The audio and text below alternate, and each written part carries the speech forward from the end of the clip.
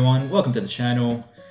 Doing another week on the wrist, and this time it's going to be with the Speedmaster. Now, Speedmaster, I ended up buying this last week, made a video on it quite recently, and it wasn't a impulsive pickup, but it was an out of the blue pickup, mainly because here I am in Sydney, Australia. It's quite hard to get this straight away, basically. You still have to put your name down as an expression of interest. However, if you do want to get this quickly, go to Bondi Junction Omega. They basically turn around within a week or two. For me personally, I put my name down, got this elsewhere, but then they rang me a week or two after. So I don't remember how long exactly, but it wasn't a long wait. Now, last week I did a week on the wrist with Santos. That's my daily piece moving forward, but I'm going to daily this for the week. Now, in first impressions, very substantial piece, very substantial watch. It's a lot of presence on the wrist, and I actually started wearing this yesterday, so technically this is the second day that I'm wearing this. So I guess join me for the week and let's go. Now I won't go through every single day like my Cartier Santos video. I'll just go through the general idea and aspects of wearing this watch on a daily basis for an entire week. Now, as I mentioned, the watch is quite substantial. It's a large wrist presence, you can't miss it, and it is really an eye catcher for a lot of people. Now, the bracelet does take some work to get a nice fit. Once it's fitted, it's great, but let me explain my problems with the bracelet. Now, I was trying to fix up the bracelet just so I can get a better fit. As you can see, I'm not scared to do adjustments myself. I actually prefer to do them myself, right? Because as you can see, it's a bit tight on me because the day's going on ahead. But be warned, Omega bracelets suck, man, to work with. They're great to wear, but they suck to work with. Now, I actually know now why most of the guys I speak with in terms of watchmakers or dealers and whatnot, the dealers don't want to work with this. Watchmakers are fine, obviously, because they're professional, but the dealers don't want to work with this shit. You know why? Because the screws end up getting lost. As you can see, it's fixed by screws, but the way Omega does their system is that it's double screws. So I ended up losing this screw, but luckily, well, not luckily, because I work in a tight space, I'm usually very clean and organized. I ended up finding it. So as you can see, I don't know if that's visible there, this tiny thing got lost. And if you're working on your watches in terms of sizing them up and whatnot, please take extra precaution to make sure you have enough space to work with. So yeah, just a word of advice, just be careful when you do this, because yeah, you're gonna lose a screw. Make sure you have a tidy workspace. Like me, I got a tidy workspace, and yeah, that was a mission. So anyways, back to the video. So as I mentioned, if you're adjusting your bracelet, just be very, very careful, because the screws are easily lost. As you can see there, everything's fixed by screws, but it's a double whammy because it's a double screw system, right? So as you can see, pristine as fuck. I'm pretty tidy when it comes to my work. And as you can see from the polish, I do a decent enough job where I don't scratch the shit. Now, the dealers I know, they don't like working on Omegas. I'm like, why? This is the first time I'm adjusting a Speedmaster bracelet, the new one myself. And they've all told me it's because they've jacked the screws up. They don't like doing it, and I can see why, because I don't like doing it myself. That was a nightmare. I absolutely hated working on this one here, but it's okay. That's a small price to pay for a good fit. So as you can see, index finger through, and then I still have the micro adjustments, so the fit's good. So fit's starting to get good now. So the thing with watches I've noticed, doesn't have to be the Speedy, it could be any watch, is that it takes time to find a good fit. That's the reason why I suggest adjusting the bracelet yourself. I'm not afraid to do it. I enjoy doing it.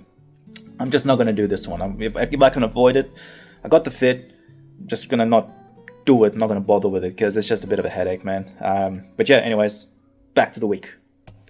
Now, once the watch is fitted, it feels absolutely comfortable. It's not light by any means, but it does feel substantial, maybe because of the surface area coverage on my wrist. Now, my wrist is quite small, 16.5 centimeters or 6.5 inches, and the Speedy, it doesn't wear massive, but it doesn't feel small as well. Now, wearing the watch, I don't feel any fear, wearing it while I'm playing with Pluto here, the dog, or going out on walks and whatnot.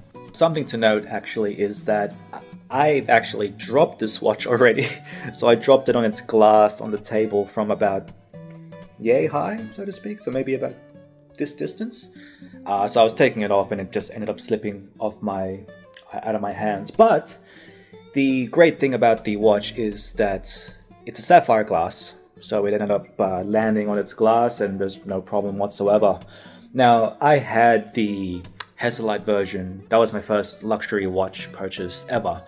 And if it was the Hesalite version, I remember vividly when I first got it, I brushed against a chair, just ever so slightly, just brushed against the chair, and it ended up scuffing the fucking glass. So, I swear about it because I was passionately upset at that time when it did scuff. So, dropping that on its glass on the table from about yay high, I can only imagine what kind of damage that'll happen basically. So, yeah, dropped it, totally fine. I feel pretty safe wearing it, man, to be honest with you. I feel like it's not going to get, pumped to an extent. Like, I'm desk diving at the moment because I'm working from home, and even the clasp, if that'll focus, it's got very minimal marring, scratches in it already, but I don't really care, right? That's the great thing about this piece. One of the good things is that I don't care about the scratches, I don't care about the damage to wear. It looks great. And you can't even tell in the bracelet, so yeah. Now, the wearing experience does feel a lot more sportier than my other watches. Now, this watch here, the Speedy, does wear top heavy, where the case is pretty substantial, right? It's heavier and feels heavier in comparison to my other pieces here. So as a comparison, the Santos disappears on the wrist. You can't feel it, even the watch head, right? It's light as anything, but with the Speedy, I can feel it. So even when I'm just doing my thing, putting the watch on itself, once it's on, I can feel that the case is on my wrist, if that makes sense. Now, the size is something of contention for a lot of people, especially with the Speedmaster being 42 mils in diameter. When looking at the watch head-on like this with the camera, it's gonna look big, but the reality of it is when you're looking at the watch from a mirror or doing a ×3 zoom or looking at it from this angle, as you can see here on my wrist, it doesn't look that massive. It's quite proportionate, and the lug to lug is the most important, to me at least, the most important dimension. If the lug to lug exceeds your wrist span, then it's gonna look too big on you, but in this case here, the lug to lug is just right and it works. Now, in comparison to my other pieces, this is my most sportiest wearing watch. I would put this in the same realm as the Black Bay 58 that I have. It's more sporty in its nature. The lug to lug is actually very, very close with the Black Bay 58, and as you can see on my wrist, it doesn't look too big nor too out of place.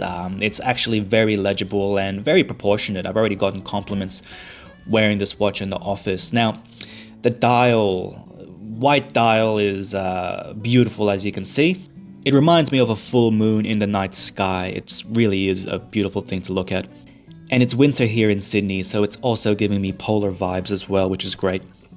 The chronograph function is very useful. I find myself timing everything. From walking Pluto or timing a meeting that I'm having at work, it is a useful feature, I will admit. Now, this watch is all about the details, and the case back is a beautiful feature as well. Can't complain about that. Now, let's go back to face level and summarize the week on the wrist.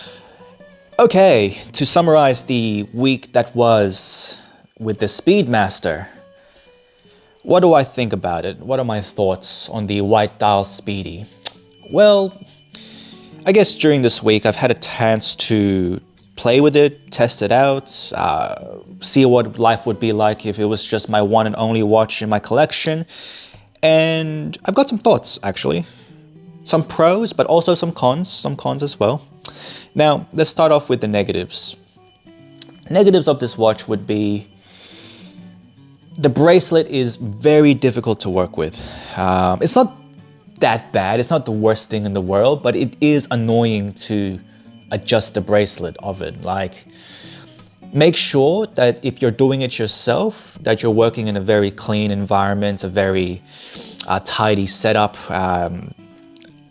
Otherwise, you're gonna lose the screw, and if you do lose the screws, then you're gonna have to, obviously order new screws, and it's just a hassle. It's just dumb, right? Like, I get why they did it this way, to have extra layer of security, but yeah, it's just a bit of a bitch to do, right? So if you're not comfortable with adjusting it yourself, take it to your watchmaker. They can do it for you. Just make sure it fits properly before leaving, right? Now, the next negative would be, which it isn't really a negative, it's not, it's just a personal preference for some people. But this watch, because it's the sapphire, you can't get this in Hesalite. Hesalite's light, it's a light watch. This one wears very top heavy. So as you can see, holding the bracelet like this, the watch droops down, and it droops down because it is quite a heavy piece, right? It's not that heavy, right? For me, it's okay. It doesn't bother me, but I know for some, the watch does wear top heavy, where the case is, you can feel it, right? My other pieces, my other watches, I can't feel the case. It just sits on my wrist and it's kind of like disappears. This one, I can feel it, which is good, because at least then I can feel that its presence is there and it feels substantial. But I know for some people, they're not a fan of that. So, if that is a negative that you consider a negative, then, I guess take it for what you will. Now, the positives. Okay, so for this being such a substantial watch on my tiny 6.5-inch wrist, it's very wearable. So other channels out there like Teddy Baldassar, I know Chisholm Hunter perhaps, and there's a few others that I've watched, have commented that this model of Speedy, the lug-to-lug and the bracelet combination, does make it a lot wearable, even for people with smaller wrists. So I do recommend a lot of smaller wrist people to try this on, either the white dial or the black dial. Give it a go. I know a few people say that the white dial looks like it wears bigger. You be the judge of that.